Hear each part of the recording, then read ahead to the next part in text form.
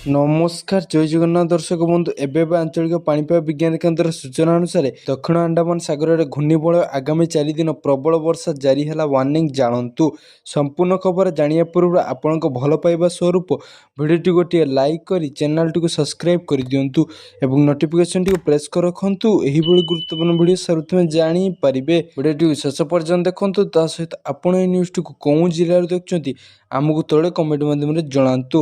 ଚାଲନ୍ତୁ ଦର୍ଶକ ବନ୍ଧୁ ଖବର ଉପରେ ନଜର ପକାଇବା। ଦକ୍ଷିଣ ଆଣ୍ଡାମାନ ସାଗରରେ ସୃଷ୍ଟି ହେଲା ଘୂର୍ଣ୍ଣିବଳୟ। ସମୁଦ୍ର ପତନଠାରୁ 1.5 କିଲୋମିଟର ଉଚ୍ଚତାରେ ଘୂର୍ଣ୍ଣିବଳୟଟି ବ୍ୟାପିଛି। ଆଗାମୀ ଦିନରେ ଆହୁରି ଘନୀଭୂତ ହୋଇ 12ରୁ 13 ତାରିଖ ବେଳକୁ ଲଘୁଚାପ ରୂପ ନେଇପାରେ।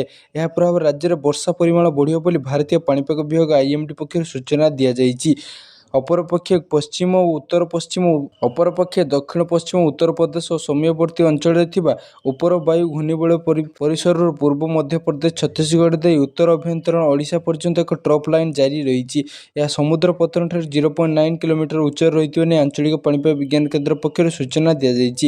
ଏଥିଯୋଗୁଁ ରାଜ୍ୟର ବିଭିନ୍ନ ଜିଲ୍ଲାରେ ବର୍ଷା ଜାରି ରହିଛି। ଆଗାମୀ 4 ଦିନ ଅର୍ଥାତ୍ 12 ପର୍ଯ୍ୟନ୍ତ ବିଭିନ୍ନ ସ୍ଥାନରେ ହାଲୁକାରୁ ମଧ୍ୟମ ବର୍ଷା ହେବ। ଶନିବାର ମୟୂରଭଞ୍ଜ, କେନ୍ଦୁଝର, ବାଲେଶ୍ୱର, ସୁନ୍ଦରଗଡ଼, ଝାରସୁଗୁଡ଼ା ଜିଲ୍ଲାରେ ଗୋଟିଏ ଦୁଇଟି ସ୍ଥାନରେ ହାଲୁକାରୁ ମଧ୍ୟମ ଧରଣର ବର୍ଷା ହେବା ନେଇ ଆକଳନ କରାଯାଇଛି। ଏଥିସହ ଘଡ଼ଘଡ଼ି ବିଜୁଳି ସମେତ 40ରୁ 50 କିଲୋମିଟର ବେଗରେ ଝଡ଼କା ପବନ ବହିବା ନେଇ ୟେଲୋ ୱାର୍ଣ୍ଣିଂ ଦିଆଯାଇଛି। ସେହିପରି ଭଦ୍ରକ, ଯାଜପୁର, କେନ୍ଦ୍ରାପଡ଼ା, କଟକ, ଜଗତସିଂହପୁର, ପୁରୀ, ଖୋର୍ଦ୍ଧା, ନୟାଗଡ଼, ଗଞ୍ଜାମ, ଗଜପତି, କଳାହାଣ୍ଡି, ନବରଙ୍ଗପୁର, ରାୟଗଡ଼ା, କୋରାପୁଟ, ମାଲକାନଗିରି ଜିଲ୍ଲାକୁ ମଧ୍ୟ ହାଲୁକା ବର୍ଷା ପବନ ସହିତ ଘଡ଼ଘଡ଼ି ବିଜୁଳି ନେଇ ୟେଲୋ ୱାର୍ଣ୍ଣିଂ ଜାରି ଦିଆଯାଇଛି।